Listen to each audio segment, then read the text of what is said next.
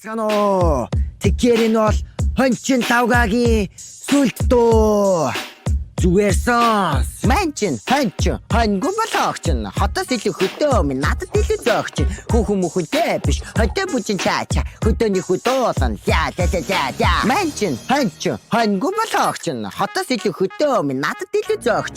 Хүүхэн мөхөнтэй биш хөдөө бүжин чаача хөдөөний хөдөөсөн за. Хотын олон дүнэртээ хөдөө нутгаа харуулнаа хураг гişиг харуулаа. Тэрхий хурууд харуулнаа. Дугаа олон наргал цагтаа шүхтээ туулнаа. Гэхдээ хамаагүй зүгээр толгойн дорсноо дуулнаа. Манчин хончин хонгүй болохч нь хотоос илүү хөдөө минь надад илүү зөөгч. Хүүхэн мөхөнтэй биш хөдөө бүжин чаача хөдөөний хөдөөсөн за.